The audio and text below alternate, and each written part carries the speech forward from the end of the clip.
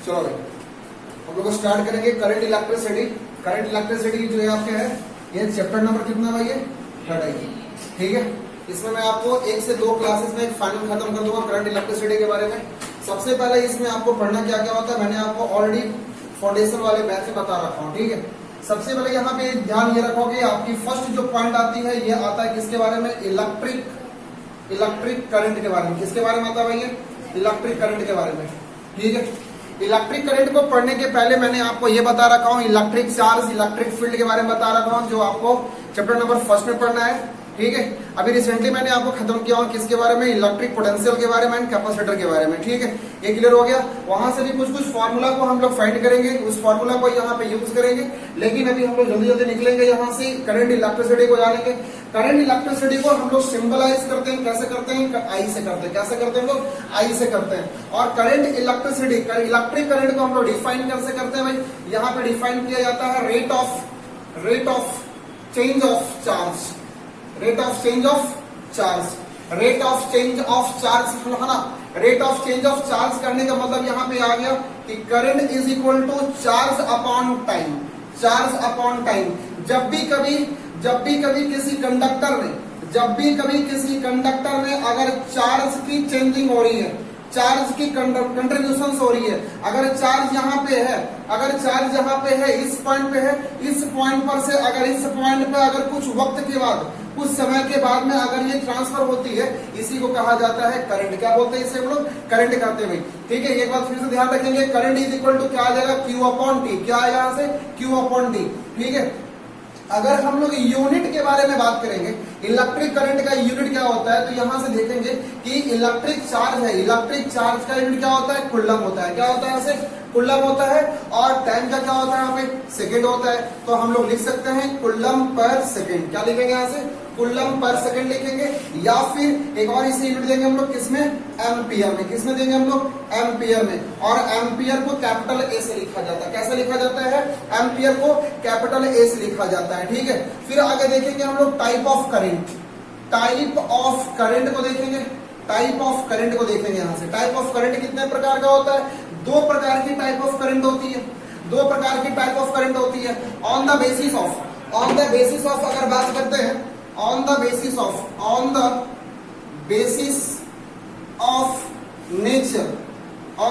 Of nature पे देखेंगे तो सबसे पहले आएगा आपका कौन सा, एसी करंट, और दूसरा आएगा भाई आपको डीसी करंट आएगा। एसी करंट कहने का मतलब हो गया क्या, कौन सी करंट है ये, अल्टरनेट करंट है ये। कौन करंट है ये, अल्टरनेट करंट है। और डीसी करंट कौन सा हो गया भाई, ये डायरेक्ट करंट। कौन सा हो गया, ये डायरेक्ट करंट हो गया। ठीक है, अल्टरनेट करंट को एक और करंट बोली जाती है, इसे हम लोग कहते हैं फ्लक्चुएटिंग करंट। क्या बोलेंगे इसे, फ्लक्चुएटिंग करंट बोलेंगे। क्या बोलेंगे बाबू, बोलो जरा, फ्लक्चुएटिंग करंट। और ये तुम्हारी हो गया क्या, डायरेक्ट वे करंट हो गया। फ्लक्चुएटिंग करंट बोलो या फिर अल्टरनेटिंग करंट बोलो, फ्लक्चुएटिंग करंट बोलो या फिर अल्टरनेटिंग करंट बोलो, इसमें जो होती है टोटली डिपेंड करती है चार्ज पे। किस पे डिपेंड करती है, ये चार्ज पे डिपेंड करती है। लेकिन डायरेक्ट करंट जो होता है only used in a cell, है ना। कहाँ इसे यूज करेंगे, सेल में यूज करेंगे, बैटरी में यूज करेंगे। बैटरी के थ्रू में जो भी करंट को आप ले रहे हो, बैटरी के थ्रू में जो भी करंट को ले रहे हो, इसे क्या बोली जाती है, डायरेक्ट करंट बोली जाती है। अगर हम किसी भी अल्टरनेटिंग करंट या फ्लक्चुएटिंग करंट को किसी ट्रांसफार्मर से, किसी भी कंडक्टर से अगर हम लोग ट्रांसफॉर्म करते हैं, इसे क्या बोलेंगे, अल्टरनेटिंग करंट बोलेंगे। अल्टरनेटिंग करंट अपने में एक और चैप्टर में पढ़ना होता है, चैप्टर नंबर 7 में फिर से यहाँ पे पढ़ना होगा आपको अल्टरनेटिंग करंट के बारे में। ठीक है, अगर यहाँ पे एक बात करेंगे, यहाँ पे बात करेंगे कि टाइप ऑफ करंट में एक बात और आती है। यहाँ पे 2 प्रकार की करंट आती है। एक आती है यहाँ से एवरेज करंट, एक यहाँ पे आएगी आपको एवरेज करंट, और दूसरा आएगा आपको इंस्टेंटेनियस करंट। इंस्टेंटेनियस करंट आएगा। फर्स्ट में कौन सी आएगी आपको, एवरेज करंट आएगा, और दूसरा कौन सा आएगा यहाँ से, इंस्टेंटेनियस करंट आएगा भाई। ठीक है, ये ध्यान रखना, है ना। ये नोट्स को मैं डाल दूंगा आपको डिस्क्रिप्शन बॉक्स में, वहां से भी आप देख सकते हो। ठीक है, ये ध्यान रखना तुम, स्पेशली कोटा वाले बच्चे, है ना, ये बात गौर करना। सबसे पहले यहाँ पे एक बात देखो, यहाँ से एवरेज करंट किसे कहा जाता है, एवरेज करंट को हम लोग डेल्टा से इंडिकेट करते हैं। सबसे पहले देखो यहां से, हाँ, एवरेज करंट को हम लोग डेल्टा से इंडिकेट करते हैं और डेल्टा आई ऐसा लिखेंगे। कैसा लिखेंगे हम लोग, लिखने का तरीका बता रहा हूं, क्योंकि आपको एमसीक्यू क्वेश्चन से, एमसीक्यू क्वेश्चन में ज्यादा करके फॉर्मूला बेस रहेगा, न्यूमेरिकल करेंगे दूसरे वाले वीडियो में, ठीक है। यहाँ पे आपको आएगा डेल्टा से करेंगे। अब डेल्टा से यहाँ पे क्या आएगी आपको, तो current is equal to formula क्या है, चार्ज अपॉन टाइम है, तो यहाँ पे आ जाएगा आपको delta Q by delta T आएगा। फिर से देखो, इसे क्या पढ़ते हैं हम लोग, डेल्टा पढ़ते हैं भैया, अभी इसे बताने की जरूरत नहीं है, ऑलरेडी पढ़ रखे हो। क्या बोलते हैं इसे, डेल्टा बोलते हैं। डेल्टा का मतलब क्या होता है, डेल्टा का मतलब क्या होता है भाई, चेंजिंग। क्या होता है यहाँ से, चेंजिंग होता है। डेल्टा का मतलब होता है चेंजिंग। क्या होता है यहाँ से, चेंजिंग होता है। चेंजिंग किसी के साथ, अगर डेल्टा लगी हुई है करंट के साथ, डेल्टा लगी हुई है चार्ज के साथ, डेल्टा लगी हुई है टाइम के साथ, अगर चार्ज के साथ लगी हुई है तो ये भी चेंज हो रहा है। कैसे चेंज होगा, Q2 minus Q1 upon T2 minus T1, ठीक है भाई। Q2 minus Q1, Q2 minus Q1, है ना, यहाँ पे Q2, ठीक है। ये मत बोलना QT बोलना भाई, ऐसा नहीं, वो वाली QT की बात नहीं कर रहा यहाँ पे मैं, QT, ठीक है। क्या बोलेगा यहाँ से, Q2, है ना, Q2 माइनस Q1, ठीक है। मतलब यहाँ पे ये आ गया कि अगर एक पॉइंट आपके पास यहाँ पे है, ठीक है, तो चार्ज यहाँ पे कुछ आपको दे रखा है, Q1 चार्ज है, यहाँ पे कौन सी चार्ज है, यहाँ से Q2 चार्ज है भैया, ठीक है। अब ये दोनों के बीच में जो चार्ज की ट्रांसफॉर्मेशन हो रही है, तो चार्ज की जो ट्रांसफॉर्मेशन हो रही है डेल्टा क्यू से इंडिकेट करेगा। अब डेल्टा क्यू जो होता है यही आपका क्या होता है, नेट चार्ज होता है। देखोगे जल्दी से, ठीक है, नेट चार्ज होता है। और डेल्टा क्यू नेट चार्ज को लिखा जाता है final charge minus initial charge. तो यहाँ पे कैसा देंगे भाई, Q2, ठीक है, यहाँ देंगे Q1, ये बात है। अब देखो, जब भी Q1 चार्ज है आपके पास, Q1 चार्ज के वक्त में आपका टाइम T1 है, टाइम कहां से T1 है भाई, यहाँ पे टाइम क्या है, T2 है, यहाँ पे टाइम क्या है तुम्हारी, T2 है। तो भाई टाइम को भी तो तुम चेंज करोगे, टाइम को चेंज करोगे तो क्या आएगा तुम्हारा, T2 माइनस T1 आएगा, ठीक है। तो कभी भी अगर आप changing of charge upon changing of time को अगर आप क्या करते हो, डिवाइड करते हो, रेशियो फाइंड करते हो, तो यहां से फाइंड क्या हो जाएगा तुम्हारा, करंट फाइंड हो जाएगा। और करंट इज इक्वल टू होता है तुम्हारा चार्ज अपॉन टाइम होता है, ये भी आ गया। तो ये कौन सी करंट आ गया, ध्यान रखेंगे, इसे कहा जाता है एवरेज करंट। क्या बोलेंगे, एवरेज करंट बोलेंगे। क्या बोलेंगे, एवरेज करंट बोलेंगे। न्यूमेरिकल बनाएंगे अभी इसके ऊपर में। दूसरा कौन सा करंट है तुम्हारा, दूसरा बोला जाता है इंस्टेंटेनियस करंट। इंस्टेंटेनियस करंट बोलते हैं भैया, ठीक है, इंस्टेंटेनियस करंट। इंस्टेंटेनियस क्या मतलब होता है, इंस्टेंटेनियस, ये देखो ये वर्ड आ रही है तुम्हारे पास, ये वर्ड का मतलब है ना, एट पार्टिकुलर टाइम, ठीक है, एट पार्टिकुलर टाइम, या फिर बोलो एट इंस्टेंट टाइम। मतलब इंस्टेंट बोलो या फिर पार्टिकुलर बोलो, इंस्टेंट बोलो या फिर पार्टिकुलर बोलो। इंस्टेंट कहने का मतलब हो गया कि एट अ फिक्स पॉइंट, यहां पे दिया हुआ है एट अ फिक्स पॉइंट की बात हो रही है, फिक्स पॉइंट की बात हो रही है। मतलब अगर यहाँ पे करंट की बात कर रहा है तो यहाँ पे देखो, यहां से चार्ज ट्रांसफॉर्म हुआ है, यहां से यहां पे गया चार्ज, लेकिन इसमें कोई ऐसी कंडीशन नहीं है। अगर कंडक्टर है, यहाँ पे दो चार्ज है, Q1 है, यहाँ पे Q2 है, तो जब भी कभी पूछता है बताइए इस पॉइंट पे इलेक्ट्रिक करंट कितना होगा, इस पॉइंट पे इलेक्ट्रिक करंट कितना होगा, तो ये हो गया तुम्हारा फिक्स पॉइंट हो गया। क्या हो गया भाई, यहां से फिक्स पॉइंट हो गया। तो फिक्स पॉइंट के लिए आपको करंट जब भी पूछेगा तो ऐसी करंट को कहा जाता है इंस्टेंटेनियस करंट। क्या बोलते हैं हम लोग, इंस्टेंटेनियस करंट कहते हैं। और इंस्टेंटेनियस करंट के जो फॉर्मूला होती है, इंस्टेंटेनियस करंट की जो फॉर्मूला होती है, ये भी आप मेंशन करोगे, ठीक है, जल्दी से मेंशन करोगे। यहाँ पे instantaneous I is equal to हो जाएगा dq by dt। I equal to हो जाएगा आपको dq बाई dt। भाई देख लो यहां से q बाई t है, तो चार्ज भी अगर टाइम पूछा है किसी फिक्स पॉइंट पे, इसका मतलब है कि चार्ज भी होगा स्मॉल अमाउंट ऑफ में। अगर स्मॉल अमाउंट ऑफ चार्ज में, अगर स्मॉल अमाउंट ऑफ टाइम के वक्त में अगर मुझे फाइंड करना है करंट को, तो ऐसे करंट को कहा जाता है इंस्टेंटेनियस करंट। क्या बोलेंगे, इंस्टेंटेनियस कहेंगे, ठीक है। एक बार इसे तुम स्क्रीनशॉट ले लो भाई, है ना, क्लियर कर लो, ऐसा नोट्स में डाल दूंगा, तुम लोग इसे फोटो ले सकते हो। हो गया तुम लोग क्लियर है, ठीक है। देखो भाई यहाँ पे क्वेश्चन दे रखा है तुम्हारा, अभी जो अपन लोग देखे थे, हम लोग यहाँ पे क्या देखे थे, एवरेज करंट के बारे में, और दूसरा देखे थे इंस्टेंटेनियस करंट के बारे में। एवरेज करंट में मैंने आपको क्या बोला हो, एवरेज करंट कब कैसे फाइंड करना होता है, जब भी कभी किसी दो बिटवीन के बीच में होता है, ठीक है, दो के बीच में होता है, उसे हम लोग क्या कहते हैं, एवरेज करंट कहते हैं भाई। लेकिन इंस्टेंटेनियस करंट किसे कहा जाता है, इंस्टेंटेनियस कहेंगे जब भी कभी पर्टिकुलर टाइम दिया रहेगा, भाई यहाँ लिखा हुआ H, current at t equal to 3 second, ठीक है।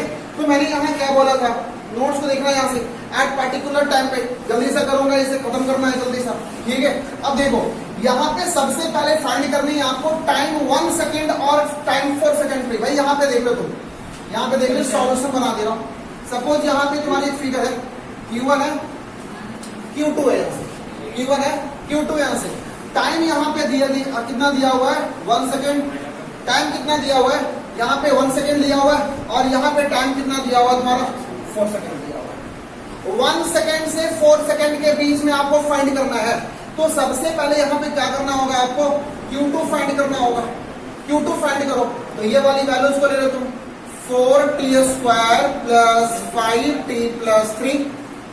अब इस वक्त में तुम्हारा टाइम कितना दे रखा है, 4 सेकेंड, तो टाइम इक्वल टू हर जगह बैठा दो तुम, 4 इंटू 4 का whole square plus 5 into 4 plus 3, कितना आएगा भाई ये, 4 इंटू 4, 4 जा कितना आएगा 16, प्लस 5 4 जा कितना होगा 20 प्लस 3, ये कितना होगा तुम्हारा 64, ये कितना होगा तुम्हारा 20 प्लस 3, ये हो जाएगा तुम्हारा 84, 3 कितना होगा 87 कूलम, कितना आएगा ये 87 कूलम आएगा, कितना आएगा तुम्हारा ये 87 कूलम आएगा। दूसरी बात देखेंगे, अब मुझे फाइंड करना होगा Q1 को फाइंड करना होगा, अब मुझे Q1 को फाइंड करना होगा, तो Q1 यही वाली इक्वेशन को फिर से यहाँ पे लेंगे, 4t² plus 5t plus 3, and time यहाँ पे कितना दिया होगा बाबू, 1 सेकेंड दे रखा, ठीक है।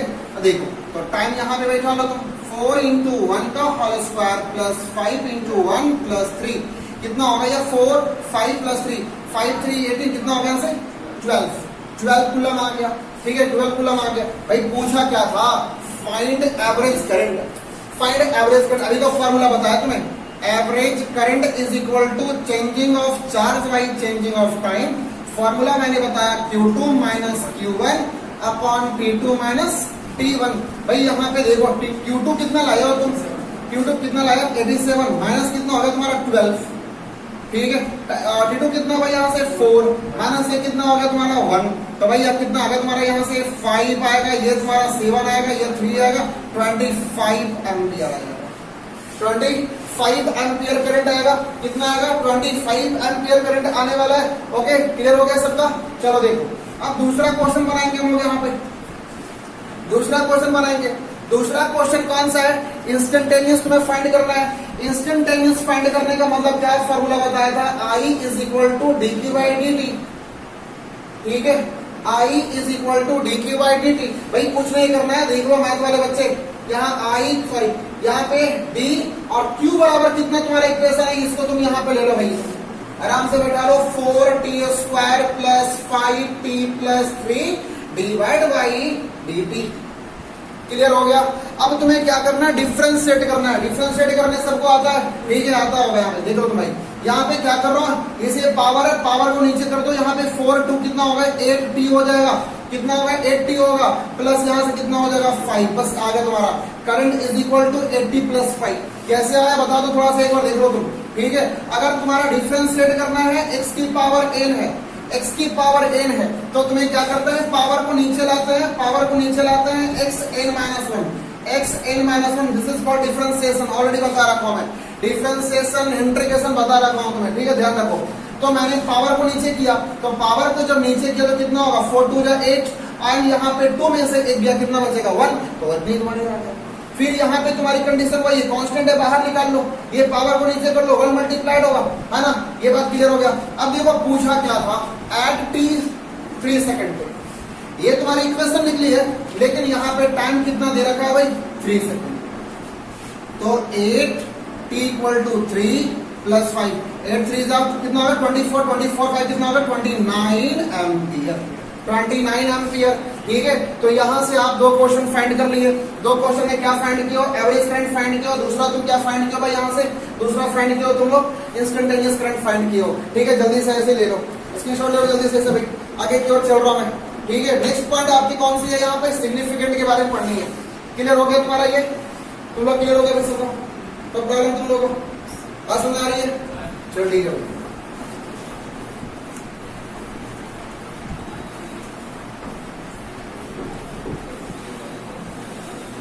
देखो दूसरी बात यहाँ पे आती है सिग्निफिकेंट ऑफ क्यूटी। ठीक है, सिग्निफिकेंस ऑफ क्यूटी है ना, सिग्निफिकेंट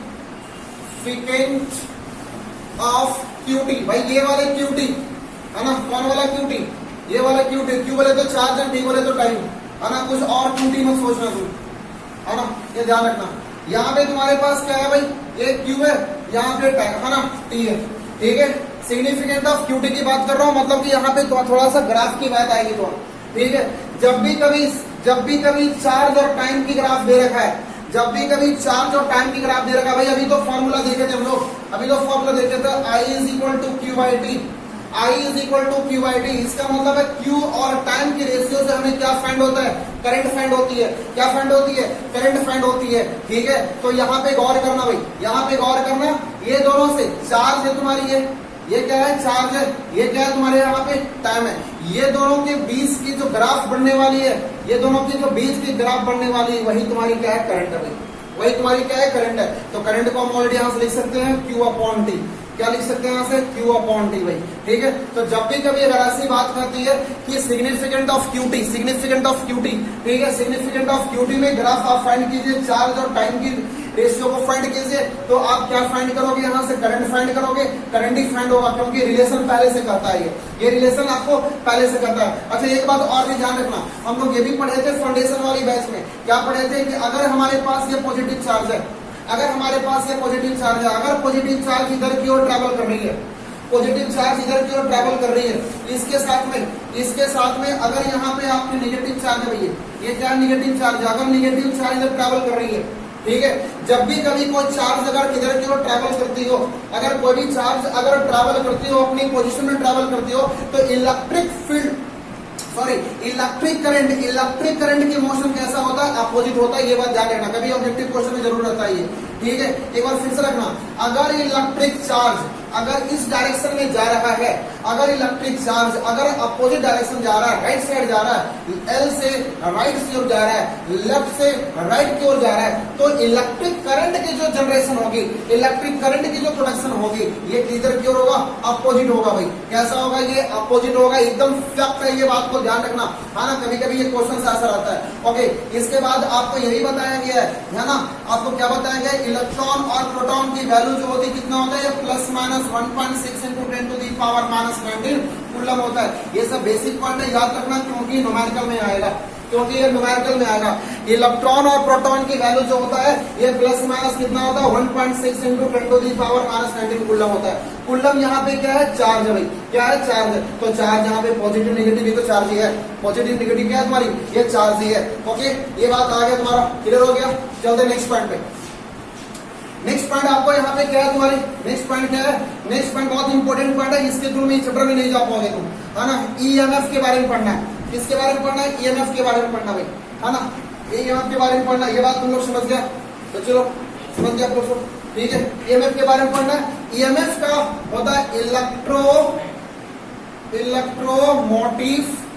फोर्स, है ना। ईएमएफ के मतलब होता है इलेक्ट्रोमोटिव फोर्स। क्या होता है भाई, इलेक्ट्रोमोटिव फोर्स होता है। एक बात ध्यान रखो, इलेक्ट्रोमोटिव फोर्स, भाई यहाँ पे फोर्स करने का मतलब ये नहीं हुआ कि ये फोर्स है, फोर्स करने का मतलब ये नहीं हुआ कि ये फोर्स है भाई। इलेक्ट्रिक मोटिव फोर्स जो है ये और कुछ नहीं, ये तुम्हारी पोटेंशियल डिफरेंस है, पोटेंशियल डिफरेंस है।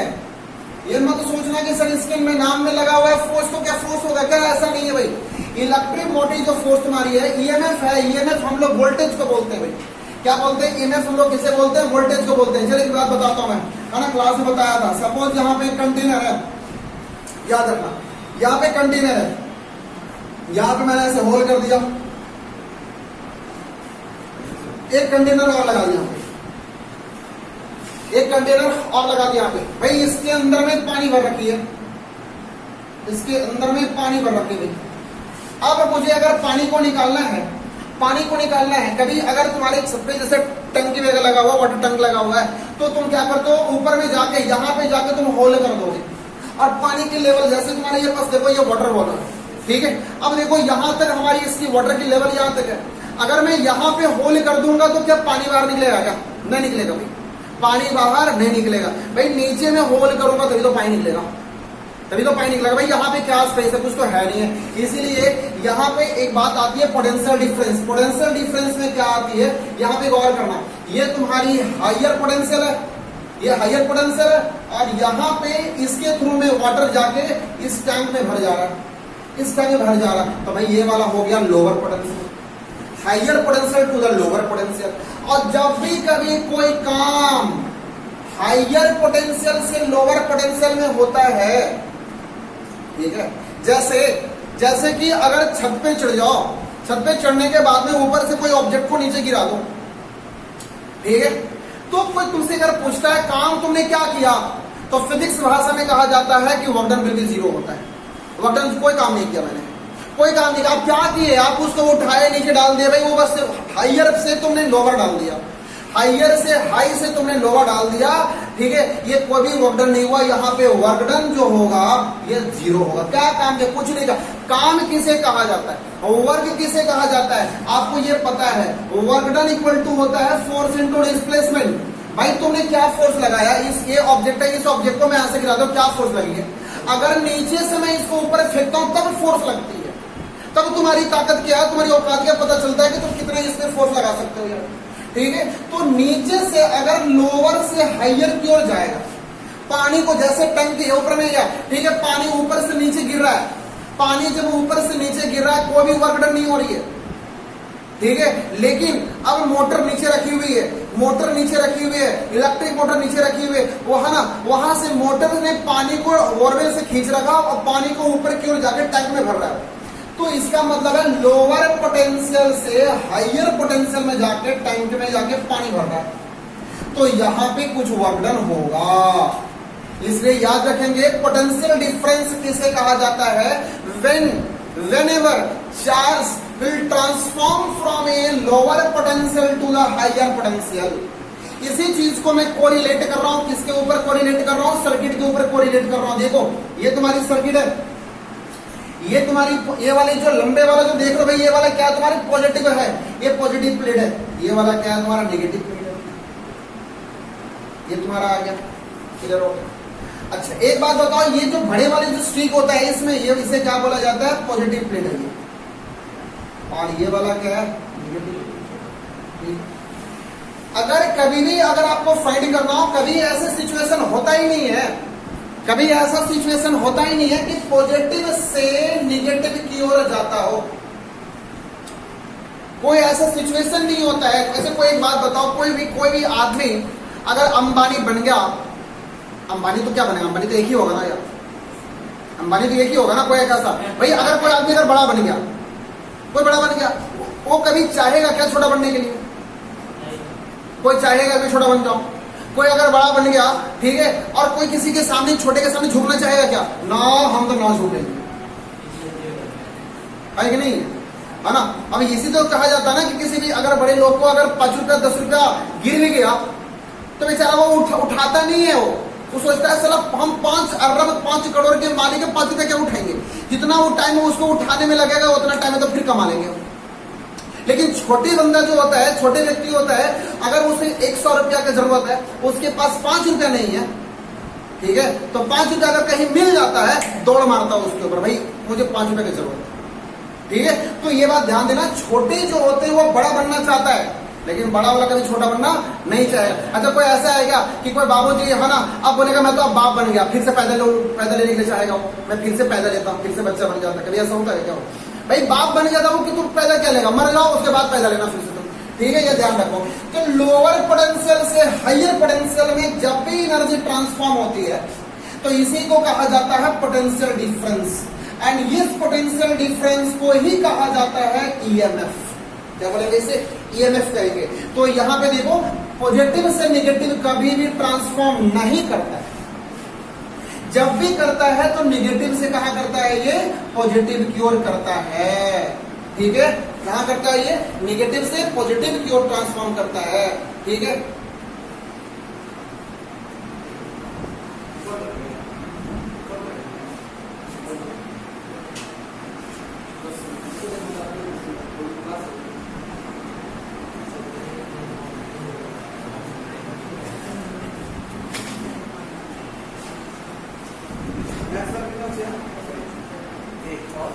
अभी मैथ क्लास हो जाएगा। चल ठीक है, देखो यहाँ पे, अब यहाँ पे मैं क्या बोल रहा हूँ, नेगेटिव से ये पॉजिटिव की ओर ट्रांसफॉर्म किया ये, तो नेगेटिव से जो पॉजिटिव की ओर ट्रांसफॉर्म करती है इसी को कहा जाता है पोटेंशियल डिफरेंस। और मैंने सेकंड चैप्टर में मैंने ये बताया था, potential difference is equal to होता है work done upon test unit charge. बताया था, नहीं बताया था, याद है क्या? V is equal to W by Q, V is equal to W by Q, एक बार याद कर लो फिर से, V is equal to W by Q. तो भाई V क्या है, यही तो तुम्हारी पोटेंशियल डिफरेंस है, ये तो तुम्हारी पोटेंशियल डिफरेंस है। भाई यहाँ पे W बाई क्यू क्यों लगा, क्योंकि यहाँ से चार्ज को यहाँ ट्रांसफर होने में कुछ वर्क डन हो रही है, कुछ वर्क डन हो रही है, कुछ काम लग रही है। किसके साथ काम कर रहा है, चार्ज के साथ, इसीलिए तो लगाया गया कि work done upon charge, work done upon charge क्या क्या बोलेंगे हम, पोटेंशियल डिफरेंस कहेंगे। क्या बोलेंगे, पोटेंशियल डिफरेंस कहेंगे। तो एक बार डिफाइन कर लेंगे हम लोग, फिर से डिफाइन कर लेंगे। ठीक है, इसके बाद आपको नेक्स्ट पार्ट में मिल जाएगा, भाई ध्यान रखेगा तुम। ठीक है, यहाँ पे आपको फिर से डिफाइन कर लोगे कि whenever charge transfer from a lower potential to the higher potential and work done has been completed between them, this is called as a potential difference. क्या बोलेंगे यहाँ से, पोटेंशियल डिफरेंस कहेंगे। क्या कहेंगे, पोटेंशियल डिफरेंस कहेंगे, एक point से दूसरे पॉइंट पे जाता है तो। ठीक है, क्या बोलेंगे, पोटेंशियल डिफरेंस कहेंगे। यहाँ पे एक पॉइंट और भी आती है, टर्मिनल पॉइंट आती है। क्या आती है भाई, यहाँ से टर्मिनल पॉइंट आती है, इसलिए थोड़ा देख लो। टर्मिनल पॉइंट कहने का मतलब हो गया क्या, कि जैसे देखो ये आपके पास एक सर्किट है, ये पॉजिटिव या नेगेटिव है, तो यहां से यहां तक जो ट्रांसफॉर्म, जो चार्ज ट्रांसफॉर्म हुआ है और ट्रांसफॉर्म होने में जो वर्क डन हो रही है, इसी को बोलेंगे पोटेंशियल डिफरेंस, इसी को बोलेंगे पोटेंशियल डिफरेंस, या फिर इसी को बोलेंगे हम ईएमएफ। क्या बोलेंगे भाई, इसे ईएमएफ कहेंगे। याद हो गया सबको। दूसरी बात, यहां पे एक पॉइंट आता है टर्मिनल पॉइंट, टर्मिनल पॉइंट आएगा, या फिर बोलेगा वोल्टेज। टर्मिनल वोल्टेज क्या है, टर्मिनल वोल्टेज क्या है, तो टर्मिनल वोल्टेज तो बता सकता है क्या, तो बता सकता है क्या, टर्मिनल वोल्टेज का मतलब होता है at a particular point, at a particular point, किसी पर्टिकुलर पॉइंट पे, सपोज इस पॉइंट ले लो और एक पॉइंट ये ले लो, ये दोनों के बीच की अगर वोल्टेज पूछ देगा, अभी तो वोल्टेज पूछा था पूरा का, तो इसे बोलेंगे ईएमएफ, इसे बोलेंगे पोटेंशियल डिफरेंस। लेकिन अगर यहां से यहां के बीच के पॉइंट पूछ रहा है तो ऐसे वोल्टेज को कहा जाता है टर्मिनल वोल्टेज। क्या बोलेंगे इसे भाई, टर्मिनल वोल्टेज कहेंगे। क्लियर हो गया सारे बच्चों को, क्लियर हो गया बच्चों को। कल हम लोग कंटिन्यू करते हैं। ठीक है, ओके, थैंक यू भाई। कल कौन से पार्ट तक हम लोग शुरू किए थे, फर्स्ट में हम लोग इलेक्ट्रिक करंट पढ़ा था, इलेक्ट्रिक करंट, उसके बाद हम लोग सिग्निफिकेंट ऑफ इलेक्ट्रिक करंट पढ़ा था। ठीक है, graph of Q and T के बारे में पढ़ा था। इसके बाद हम लोग पढ़े थे क्या, एवरेज करंट के बारे में और इंस्टेंटेनियस करंट के बारे में बात किए थे, उस पर न्यूमेरिकल कर लिया था हम लोग। इसके बाद मैंने आपको बताया था ईएमएफ के बारे में। ठीक है, इलेक्ट्रोमोटिव फोर्स के बारे में बताया था।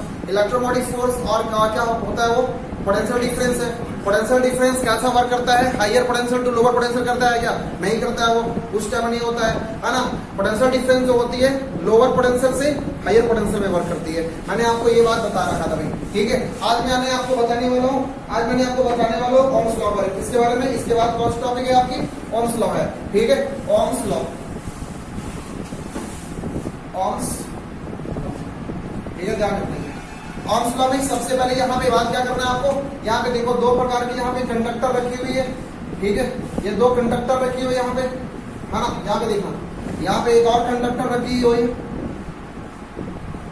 ठीक है भाई, ये देखो, अगर यहाँ पे सपोज अगर मैं बोलता हूँ कि पोटेंशियल डिफरेंस या फिर ईएमएफ, पोटेंशियल डिफरेंस बोलो या फिर ईएमएफ बोलो। अगर यहाँ पे मेरे पास 10 वोल्ट है, ठीक है, और यहाँ पे जो पोटेंशियल डिफरेंस है कितना मेरे पास 5 वोल्ट का है, ठीक है। कंडक्टर दोनों क्या है, डिफरेंट कंडक्टर आपके, कैसे कंडक्टर है ये, दोनों डिफरेंट कंडक्टर है। तो दोनों डिफरेंट कंडक्टर पे इसका मतलब यहाँ पे है कि करंट की जो प्रोडक्शन होगी, करंट की जो प्रोडक्शन होगी ये भी चेंज होगा दोनों की जगह पे। करंट क्या होगा, चेंज होगा यहाँ पे। तो करंट यहाँ पे डिपेंड किस पे करता है, करंट किस पे डिपेंड करता है, ठीक है। यहाँ पे एक बात आती है, potential difference is directly proportional to current. क्या बात आएगी यहाँ से, potential difference is directly proportional to current. जितना पोटेंशियल हाई रहेगा उसमें करंट उतना ज्यादा इंक्रीज रहेगा।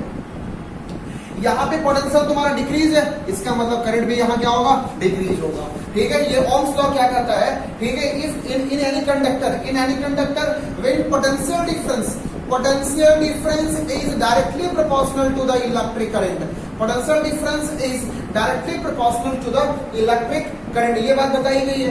फिर यहाँ पे क्या बताया गया था कि ये जो डिपेंड करती है किसी भी कांस्टेंट पे डिपेंड करती है, किसी भी कांस्टेंट फैक्टर पे डिपेंड करती है। तो ये कांस्टेंट फैक्टर यहाँ से क्या निकल के बना था, बाई मैथमेटिकली ओम साहब ने क्या प्रूव किया है, V is equal to I R. क्या उन्होंने प्रूव किया है, V is equal to I R, ठीक है। जहां पे ये जो R है ये तुम्हारी क्या है भाई, रेसिस्टेंस। बोलो जरा क्या है ये, रेसिस्टेंस है। क्या भाई ये रेसिस्टेंस है, क्या ये रेसिस्टेंस है। अब एक बात समझो कि रेसिस्टेंस यहाँ पे क्यों आया, तो रेसिस्टेंस जो है एक कांस्टेंट प्रॉपर्टीज है, एक कांस्टेंट प्रॉपर्टीज है, ये कांस्टेंट प्रॉपर्टीज है भाई। कांस्टेंट प्रॉपर्टीज किसका है, तो किसी भी मटेरियल का, किसका है ये, किसी भी मटेरियल का है, ठीक है। किसका है ये, किसी भी मटेरियल का एक कांस्टेंट प्रॉपर्टीज है। तो यहां से फॉर्मूला निकल गया, आपको फॉर्मूला निकल गया, V is equal to I R. अगर इस चीज को आपको याद करना है तो आप एक ट्रायंगुलर फॉर्म में याद कर सकते हो, आप एक ट्रायंगुलर फॉर्म में याद कर सकते हो,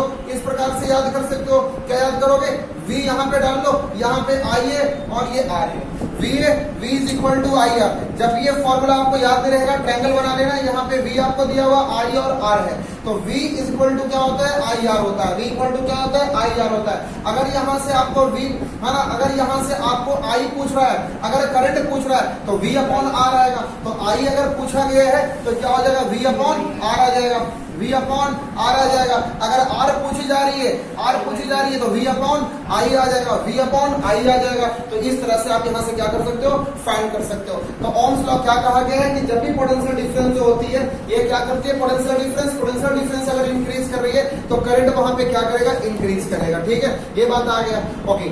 अब यहाँ पे एक पॉइंट आती है किसके बारे में, रेसिस्टेंस के बारे में।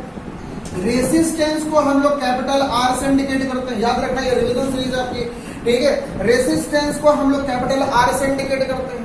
और रेसिस्टेंस का जो सिंबल होता है भाई, है ना, रेसिस्टेंस का जो सिंबल होता है, कौन से symbol, electrical symbol, electrical circuit symbol, electrical circuit जो सिंबल होता है ये क्या होता है भाई, इस प्रकार से, ठीक है। ये आपकी रेसिस्टेंस का सिंबल हो गया, ठीक है। और एक बात ध्यान रखना, रेसिस्टेंस के जो यूनिट के बारे में बात करोगे, यूनिट ऑफ रेसिस्टेंस क्या होता है, ओम होता है। क्या होता है, ये ओम होता है, ठीक है, OHM, ये ओम होता है और ओम का सिंबल ये होता है। तो आज के बाद में याद कर लेना, कभी भी अगर यहाँ पे दिया हुआ है 10 वोल्ट दिया हुआ है या फिर 10 एम्पियर दिया हुआ है या फिर 10 यहाँ पे ओम लिखा हुआ है, तो अगर इसमें आइडेंटिफाई करेगा कि कौन कौन सी पॉइंट है, भाई ओम लगा हुआ है इसका मतलब ये रेसिस्टेंस है, एम्पियर लगा है इसका मतलब ये करंट दिया हुआ है, ये V लगा हुआ है इसका मतलब कि वोल्टेज दिया हुआ है, पोटेंशियल डिफरेंस दिया हुआ है, ठीक है। एक बात ध्यान रखना, अगर यहाँ पे ये बात आती है कि रेसिस्टेंस का वर्क क्या होती है, रेसिस्टेंस का क्या काम होती है,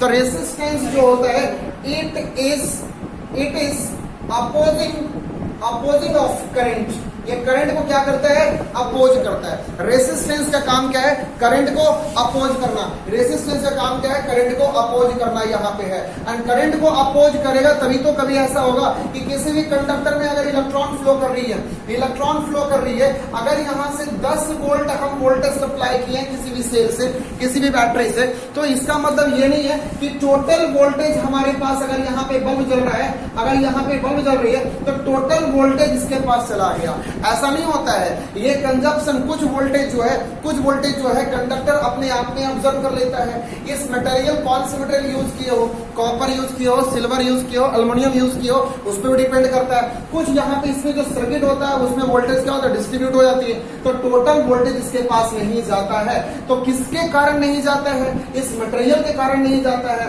यही कौन करता है, रेसिस्टेंस ने करंट को क्या करता है, अपोज करता है। दिस इज ऑल अबाउट आपकी क्या हो गया, रेसिस्टेंस की बात आ गई। ठीक है, क्लियर हो गया यहाँ से? ओके, अब यहाँ पे बात आने वाली है। ठीक है, ओके, अब यहाँ पे ये बात आने वाली है आपको कि रेसिस्टेंस और भी जो है कौन कौन से फैक्टर पे डिपेंड करता है। नेक्स्ट टॉपिक आपकी इंपॉर्टेंट है आपके यहाँ पे, रेसिस्टेंस जो है कौन कौन से फैक्टर पे डिपेंड करता है। रेसिस्टेंस फैक्टर डिपेंड कौन कौन सी फैक्टर पे डिपेंड करता है, रेसिस्टेंस कौन कौन सी फैक्टर पे डिपेंड करता है। तो यहाँ पे ध्यान रखेंगे अगर यहाँ पे मैं बात कर रहा हूँ कि देखो यहाँ मैं बात कर रहा हूँ, सपोज आपके पास एक कंडक्टर है भैया, क्या ये कंडक्टर है, और कंडक्टर है यहाँ पे ये वाली जो पोर्शन जो देख रहे हो तुम, ये वाली जो पोर्शन देख रहे हो, इसे कहा जाता है क्रॉस सेक्शनल एरिया। इसे क्या बोलेंगे, क्रॉस सेक्शनल एरिया बोलेंगे। ठीक है, ये होती है क्रॉस सेक्शनल एरिया। ठीक है, ए से क्या होती है, क्रॉस सेक्शनल एरिया होती है। और यहां से यहां तक जो तुम देख रहे हो, इसे हो गया लेंथ ऑफ वायर। ये क्या हो गया, लेंथ ऑफ वायर हो गया भाई, ये क्या हो गया, लेंथ ऑफ वायर हो गया।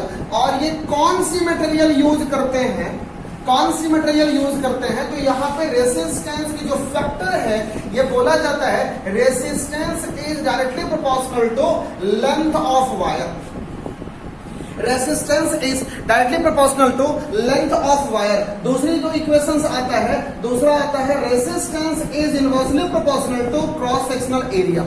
क्रॉस सेक्शनल एरिया भाई इसका मतलब क्या हुआ, इसका मतलब क्या हुआ, इसका मतलब यह है अगर हम लेंथ को इंक्रीज करेंगे, अगर सपोज हम लेंथ को इतना कर दिए, हम लेंथ को इतना कर दिए, लेंथ को दोगुना कर दिए, तो इस कंडीशन से रेसिस्टेंस भी हमारा क्या होगा, बढ़ेगा। अगर लेंथ इंक्रीज होगा तो रेसिस्टेंस भी इंक्रीज होगा, अगर लेंथ डिक्रीज हुआ तो रेसिस्टेंस क्या हुआ, डिक्रीज हुआ। ठीक है, दूसरी वाली क्या बोलता है कि अगर रेसिस्टेंस इंक्रीज करता है तो एरिया क्या होता है, घटता है। जैसे देख भाई मैं एक एग्जांपल देता हूं, सपोज यहाँ पे एग्जांपल देता हूं, सपोज ये तुम्हारे पास वायर है, ठीक है, ये तुम्हारे पास सपोज ये वायर है भैया, ठीक है, इस प्रकार से वायर है। अब इसकी नॉर्मल लेंथ है, ये नॉर्मल लेंथ है। अगर मैं इसे एक्सटेंड कर रहा हूं, मैं इसे एक्सटेंड करता हूं तो ये लेंथ बढ़ गई, लेंथ बढ़ गया तो रेसिस्टेंस बढ़ गया, और लेंथ बढ़ने से इसकी जो थिकनेस है वो भी क्या होता है, कमता है। तो थिकनेस कम रहा है, इसका मतलब एरिया क्या हो रहा है, कम रहा है भाई। कभी तुमने ऐसा एक्सपेरिमेंट करता होगा, कभी घर में ऐसा करता होगा, वायर वगैरह को, वायर को अगर दांत से खींच रहा है तो कभी कभी क्या होती है, वायर क्या होता है, इलोंगेटेड होता है, तो वायर इलोंगेशन हो जाता है, इसका मतलब उसकी जो क्रॉस एरिया हो क्या हुआ, कम जाता है। तो यहाँ में बात आ गया, चल ज्यादा करने को यहाँ जरूरत नहीं है। ठीक है, अब देखो रेसिस्टेंस इज इक्वल टू, ये जो प्रॉपर्टीज जो चेंज करता है, इस प्रॉपर्टीज को हम लोग रो से इंडिकेट करेंगे, rho equal to L upon, ठीक है, यहाँ पे आपका रो जो है इसे कहा जाता है specific resistivity, specific resistivity. And L में बता रखा हूं लेंथ ऑफ वायर है, ए बता रखा हूं एरिया है, क्रॉस सेक्शनल एरिया है। तो याद रखना रेसिस्टेंस कौन कौन सा फैक्टर पे डिपेंड करता है, लेंथ पे, एरिया पे। कभी ये भी पूछता है कि लेंथ पे कैसे डिपेंड करता है, तो डायरेक्टली प्रोपोर्शनल करेगा। एरिया पे कैसे करेगा, इनवर्सली करेगा भाई, ये बात आ गया। स्पेसिफिक रेसिस्टिविटी का मतलब होता है इट डिपेंड्स अपॉन मटेरियल, है ना, it depends upon nature of material, depends upon nature of material. अगर हम कॉपर यूज करेंगे तो उसकी रेसिस्टिविटी कुछ और होगी, एल्यूमिनियम यूज करेंगे उसकी और होगा, अगर हम यहाँ पे सिल्वर यूज करेंगे तो उसकी रेसिस्टिविटी कुछ और होगा। डिफरेंट मटेरियल के लिए डिफरेंट रेसिस्टिविटी होती है, ये बात क्लियर हो गया। यहाँ से कभी कभी ये भी पूछता है कि रेसिस्टिविटी का यूनिट क्या होगा भाई, तो यहाँ से देख ले, rho is equal to cross multiplication कर दे R इंटू ए, और ये वाला नीचे आ जाएगा L। अब देखो मैंने अभी बोला था रेसिस्टेंस का यूनिट क्या होगा, ओम होगा। एरिया क्या होता है, मीटर स्क्वायर होता है।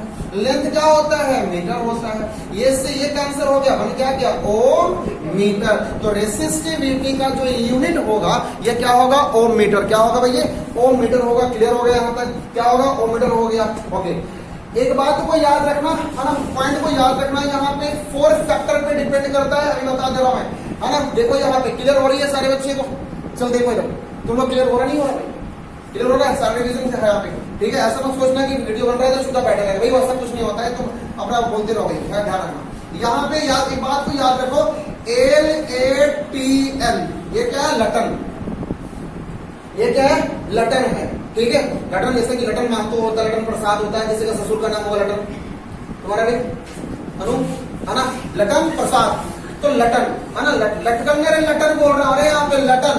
एल से हो गया लेंथ ऑफ वायर, एल से हो गया लेंथ ऑफ वायर, ए से हो गया एरिया, ए से हो गया एरिया, टी से हो गया टेम्परेचर, ए से हो गया एरिया, एल से हो गया लेंथ, और टी से टेम्परेचर, एल से मटेरियल, एल से नेचर ऑफ मटेरियल, एल से नेचर ऑफ मटेरियल, एल से नेचर ऑफ मटेरियल, ठीक है। ये 4 चीज को याद रखेंगे, लटन, ठीक है, लेंथ ऑफ वायर डिपेंड किया, ए एरिया डिपेंड किया, टी टेम्परेचर भी तो चाहिए। अब यहाँ पे हम लोग आग लगा लेंगे, पूरी यहाँ पे आग जल रही है, पूरी हॉट टेम्परेचर है भाई, अब करंट जा रही है इसमें, तो भाई वायर में आ जाएगा, हीट जाएगा तो वायर तो गल जाएगा, इसलिए टेम्परेचर भी तो चाहिए। कभी कभी अगर हम लोग कंटिन्यू अगर फैन को यूज कर रहे हैं, कभी कभी कंटिन्यू अगर चार्जर को हम लोग लगाए रखे हैं, तो देखता होगा कि अगर बार बार करंट को, उसके अंदर जो इलेक्ट्रॉन की जो मोशन होती है, इलेक्ट्रॉन मोशन होने के कारण फ्रिक्शन जनरेट होता है, और फ्रिक्शन जनरेट होने के कारण क्या होता है, उस वायर में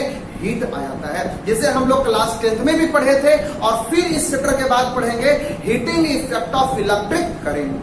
किसी भी इलेक्ट्रिक करंट में जो हीटिंग इफेक्ट हो रही है, इसके कारण से होता है। तो ये बात हो गया, जल्दी से लिखो इसे, हो गया, सारे बच्चे हो गया हमें, चलो ठीक है।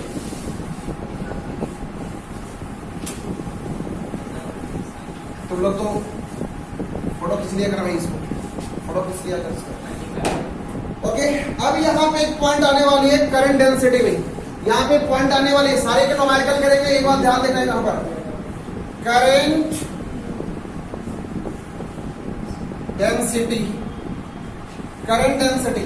देखो भाई यहाँ पे मैं क्या बोल रहा हूँ, सपोज एक क्रॉस सेक्शनल एरिया है, क्रॉस सेक्शनल एरिया है, क्रॉस सेक्शनल एरिया में यहाँ पे क्या रखा है, ये वाली जो तुम्हारा ये स्फीयर है, इस पे क्यू चार्ज है, यहां से इलेक्ट्रिक फील्ड आगे की ओर निकल रही है, यहां से इलेक्ट्रिक फील्ड आगे की ओर निकल रही है। ये वाला क्या है, तुम्हारा एक क्रॉस सेक्शनल एरिया है, और जब भी कभी इलेक्ट्रिक फील्ड निकल रही है, जब भी कभी यहां से इलेक्ट्रिक फील्ड निकल रही है, भाई कुछ टाइम तो लेगा, कुछ टाइम तो लेगा। तो करंट डेंसिटी कहता है, करंट डेंसिटी को हम लोग कैपिटल जे से इंडिकेट करते हैं, और current density is equal to होता है चार्ज अपॉन टाइम, और टाइम जो हो रही है, चार्ज जो बाहर क्यों निकल रही है, किससे होके निकल रही है, इस एरिया से होके निकल रही है, तो यहां पे हो गया आपका एरिया, ठीक है। ओके, अब यहां पे मैंने क्लास में बताया था, कल वाली क्लास बताया था, चार्ज अपॉन टाइम किसकी फॉर्मूला है, करंट का फॉर्मूला है, याद है कि नहीं याद है, तो बोलो ना, तो याद है तो बैठा हुआ आराम से, ठीक है। ये चार्ज की फॉर्मूला है, बाई क्या हो गया यहाँ पे, एरिया हो गया, तो ये हो गया तुम्हारा current density is equal to, current density equal to current by area, current by area. तो यहां से एक फॉर्मूला और भी आ सकता है कभी, कि current is equal to current density into area. ये भी फॉर्मूला याद रखना कि इलेक्ट्रिक करंट का फॉर्मूला होता है current density into area. Clear हो गया यहां से, क्लियर हो गया यहां से। ओके, अगर मैं यहां पे एक बात और कर रहा हूं कि ये वाली फॉर्मूला तुम्हारे आ गया, अगर ये अगर तुम्हें वेक्टर के फॉर्म में पूछता है, तो भाई यही तुम्हारा करंट डेंसिटी जो है वेक्टर के फॉर्म में, किस फॉर्म में है ये, वेक्टर के फॉर्म में। क्यों, क्योंकि एरिया, एरिया हमें क्या है, वेक्टर है, एरिया क्या है, वेक्टर है, और किसी भी एरिया का परपेंडिकुलर, ये एरिया है, इसके परपेंडिकुलर अगर निकल रहा है, तो ये भी क्या हो गया, तुम्हारा वेक्टर हो गया।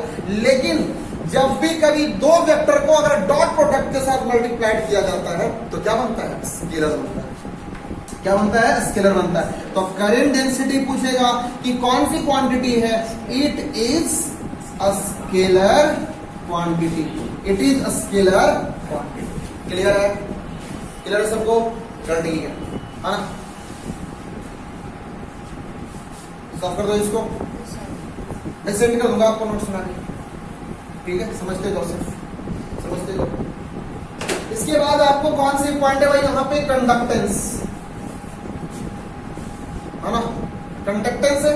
कंडक्टेंस को हम लोग कैपिटल जी से इंडिकेट करते हैं, कंडक्टेंस को हम लोग कैपिटल जी से इंडिकेट करते हैं। और कंडक्टेंस किसे कहा जाता है, it is a inversely proportional of resistance, it is a inversely proportional of resistance. अगर कंडक्टेंस इंक्रीज करेगा तो रेसिस्टेंस डिक्रीज करेगा। तो यहां पे capital G is equal to formula हो गया 1/r, 1/r, ठीक है।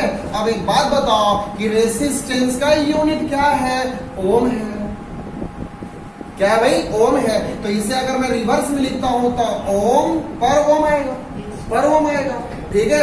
अगर मैं इसको थोड़ा सा उल्टा करके लिखता हूं, क्योंकि उल्टा है ये, तो क्या बनेगा, महो बनेगा, क्या बनेगा, महो। देखो OHM, अब इसकी जस्ट उल्टा है तो यहां बन जाएगा MHO, ठीक है। तो कभी भी क्वेश्चन पूछेगा कि what is the unit of conductance, तो आप महो भी लगा सकते हैं, क्योंकि it is a inversely proportional of resistance. Clear है? हाँ, रेसिप्रोकल तो ही है, रेसिप्रोकल बोलो, इनवर्सली प्रोपोर्शनल बोलो, फिजिक्स में ज्यादा करके इनवर्सली प्रोपोर्शनल, डायरेक्टली प्रोपोर्शनल सब यूज होती है, इसलिए रेसिप्रोकल हम बोलिए, आपको दिक्कत नहीं है। अरे भाई स्टेटमेंट यूज करता है लोग सिर्फ। क्लियर हो गया यहाँ से? ओके। अगर मैं यहाँ पे दूसरी पॉइंट की बात करता हूं, कंडक्टिविटी, कंडक्टिविटी, भाई कंडक्टिविटी को इंडिकेट करते हैं हम लोग सिग्मा से। कैसे करेंगे, सिग्मा से पॉइंट को यूज करो, सिग्मा से। And conductivity is equal to 1 upon, देखो conductance is equal to 1 upon resistance, तो कंडक्टिविटी 1 अपॉन रेसिस्टिविटी, रेसिस्टिविटी। तो अभी मैंने बोला था, क्या याद है, क्या बता दीपक, बड़ा भागने से करने तो लगा हुआ था, बताओ ना क्या होता है ना, रेसिस्टिविटी का यूनिट क्या होगा यहाँ पे, बोलो तो रे, मोटो मोटो भाई, बोलो जल्दी, प्लस क्या होगा इसका यूनिट, क्या होगा, ओम मीटर। हाँ, अब इसको उलट दीजिए आप, तो भाई क्या बन जाएगा, पर ओम पर मीटर हो जाएगा। अगर ये उलट गया तो यहाँ पे हो जाएगा महो, और ये हो जाएगा मीटर पर मीटर। तो ये हो गया कंडक्टिविटी हो गया, इसे भी नोट कर लेंगे सर। क्लियर है सबको, क्लियर है सबको, ठीक है। हाँ भाई, इसमें लिखा होगा, मैं सेंड कर दूंगा आपको, ठीक है। हाँ, वीडियो में तो अपलोड है, बहुत अच्छे गए था ना थोड़ा सा। हाँ क्या, अभी नहीं, वो तो चलते रहेगा, वो कंटिन्यू है वो। ओके, नेक्स्ट पॉइंट यहाँ पे आपको आता है ohms law in vector form, ohms law in vector form, ध्यान रखेंगे, ठीक है। एकदम पॉइंट टू पॉइंट बताया जा रहा है, ध्यान रखना, इसमें से ऑब्जेक्टिव क्वेश्चन पे ऐसा रहेगा आपको। Ohm's law in vector form, भाई अभी मैंने बोला Ohm's law V is equal to IR, याद है आप लोग को, ठीक है। फिर मैंने बताया था आपको, क्या बताया था, पोटेंशियल ग्रेडियंट का एक फॉर्मूला बताया था, electric field equal to V into L होता है, पीछे वाले चैप्टर में। तो यहां से मैं क्या लिख सकता हूं, क्या है ना, सॉरी, V अपॉन L होता है, पोटेंशियल तो यही तुम्हारी है, V is equal to electric field into L। पीछे वाला मैं बताया था, याद करो, dV is equal to DE into DX या DY था वहां, ठीक है। तो इसे कहते हैं पोटेंशियल ग्रेडियंट, क्या बोलते हैं इसमें, पोटेंशियल ग्रेडियंट कहते हैं। ओके, अब एक बात समझो, तो V इज इक्वल टू क्या है, EL है, मैं यहां लगा सकता हूं क्या, E into L, I into R, अच्छा, E इंटू L। अब देख भाई, R इज इक्वल टू, अभी तो बताया, रो L अपॉन A, तो I R is equal to हो जाएगा रो L अपॉन A। तो L से L कैंसिल हो गया, L से L कैंसिल हो गया। ओके, अभी मैंने बोला था, क्या बोला था, current density is equal to, क्या याद है क्या आपको, J is equal to I by A। तो बताइए, तो E, और यहां बचा है I बाई A इंटू ये, तो हो जाएगा J रो, होगा, आ रहा है बात, ठीक है। अब देखो तो ये जो तुम्हारा बन गया, ये जो तुम्हारा बन गया है E equal to J into rho, जहां पे ये जो तुम्हारा है करंट डेंसिटी है और ये जो तुम्हारा है ये क्या है, रेसिस्टिविटी है, और ये जो तुम्हारा है इलेक्ट्रिक फील्ड है। ये क्या है, इलेक्ट्रिक फील्ड है।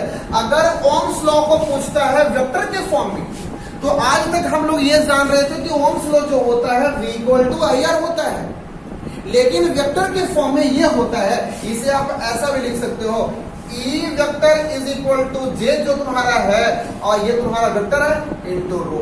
This is the vector form of Ohm's law. This is the vector form of Ohm's law. ये मैंने नहीं पढ़ाया था आपको शायद तीसरे फाउंडेशन वाली बैच में, ये सब ध्यान रखना था। ठीक है, ओम्स लॉ इन वेक्टर, सारा एक एक पॉइंट करके मैं आपको वीडियो बना दे रहा हूं इस पे। ठीक है, तो यहाँ पे क्लियर हो जाएगा, ओम्स लॉ आ गया, ये बात क्लियर हो गया सबको। चलो आगे चलते हैं।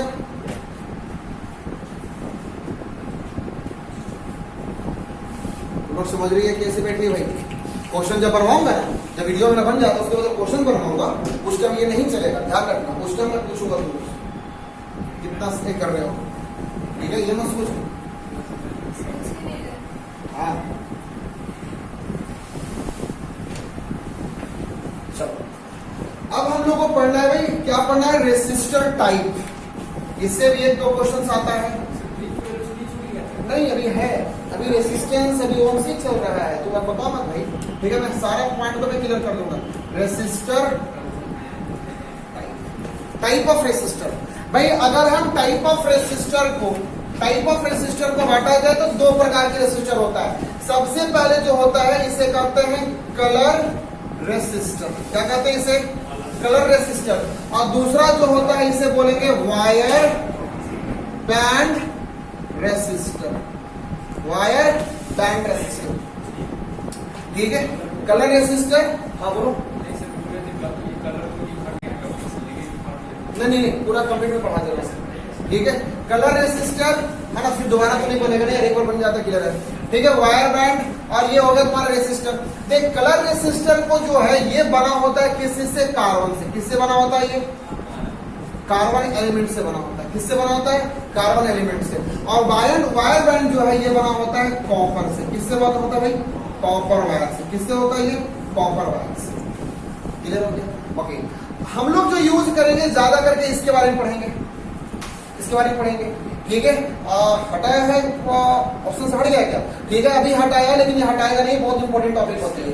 हाँ पूरे जान लो, इंजीनियरिंग में ज्यादा डिपेंड करता है इस पर, ठीक है। देखो अब अगर हम किसी चीज को अगर इलेक्ट्रॉनिक्स फॉर्म में देखेंगे तो हमारा अगर फिगर ऐसा बना होता है ना, ऐसा बना होता है, ये ऐसा रहता है ना, ये ध्यान रखना। अब ये जो फोर जो लाइन देख रहे हो ये सभी क्या होता है, कलरफुल रहता है। कैसा रहता है भाई, ये कलरफुल रहता है। मैं बताता हूँ कौन कौन सा कलर रहता है, कलरफुल होती है, ठीक है। कैसा होता है, ये कलरफुल होता है, ओके। अब देखो इसमें कौन कौन सा कलर होगा, सारे बच्चे गौर करेंगे।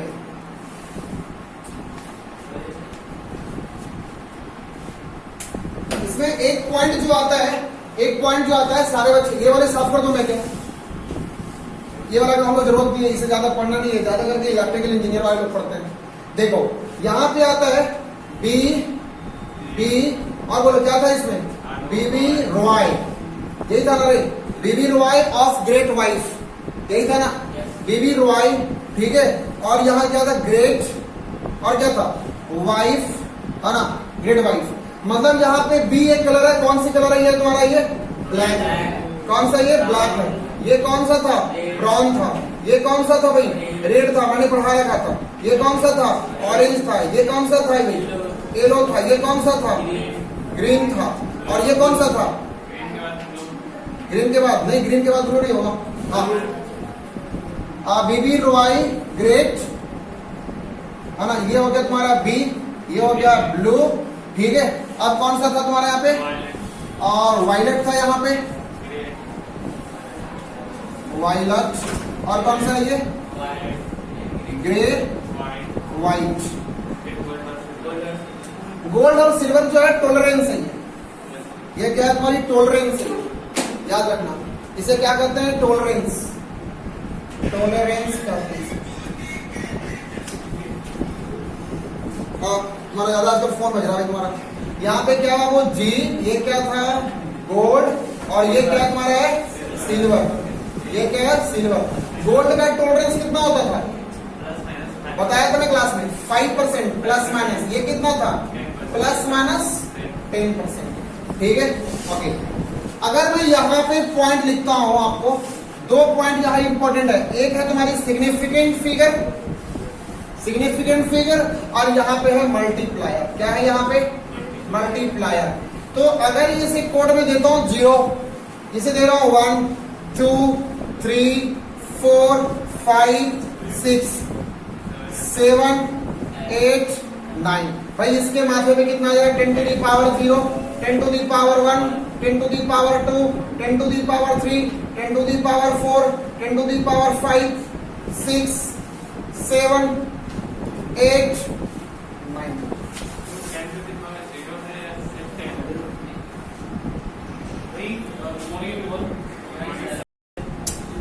देखिए यहाँ पे तो आपको कलर कोड को याद करने के लिए देखो सिंपल याद रखो भाई। ये अगर ऐसा तो ऐसा देखा जाता है ना, जो अपनी बीवी को नहीं देखते दूसरे की बीवी को लोग देखता जाता करके, है ना। तो दूसरे की बीवी को देखना है, किसकी बीवी को देखना है बीबी रॉय का। किसके रॉय का किसके बीवी को देखना है बीबी रॉय का। बीबी Roy of Great Britain of very good wife. बी से तुम्हारा आ गया ब्लैक, ठीक है। बी से तुम्हारा आ गया ब्राउन। आर यहां से लेना भाई, आर हो गया रेड, ओ हो गया तुम्हारा ऑरेंज, और वाई हो गया तुम्हारा यहाँ पे येलो। ठीक है भाई, इससे कुछ मत लेना है यहाँ से। फिर यहाँ से जी लेना बाबू, आपको क्या हो गया ये ग्रीन। एंड बी से क्या हो गया आपको ब्लू। ठीक है, इससे कुछ नहीं लेना वी। ठीक है, यह ध्यान रखना रेडी। ठीक है, यहाँ से वी क्या तुम्हारा आ गया भाई वायलेट, और जी क्या हो गया ग्रे, और डब्ल्यू क्या हो गया व्हाइट हो गया। ठीक है, इस तरह से याद रखिए। ठीक है, अब देखो एक बात याद रखना कि अगर किसी चीज में तुम बनाओगे कैसे। सपोज मैं एक क्वेश्चन देता हूं, यहाँ पे क्वेश्चन दे रहा हूं यहाँ पे कि सपोज यहाँ पे एक प्रकार का रेसिस्टर बैंड है, और रेसिस्टर बैंड में ये 4 लाइन्स रखी हुई है। आपको वहां दिया रहेगा कलर कोड दिया रहेगा। अगर यहाँ पे लिखा हुआ है ब्लू है, ठीक है, ये ग्रीन है, यहाँ पे तुम्हारा क्या है ग्रे है, और ये वाला क्या हो गया गोल्ड। क्या हो गया गोल्ड। ठीक है, तो सबसे पहले आपको क्या करना है, ब्लू का जो सिग्निफिकेंट फिगर कौन सा है 6। यहां पे 6 ले लो। ये वाला मैंने क्या दिया था आपको ग्रीन है, क्या भाई ये ग्रीन है, तो ग्रीन का देखो क्या है 5 है, 5 है। थर्ड वाला जो बैंड होता है वो मल्टीप्लायर होता है। ये दोनों बैंड को लेना है सिग्निफिकेंट फिगर, थर्ड वाले को लेना है मल्टीप्लायर, और फोर्थ वाले को लेना है किसका टॉलरेंस का।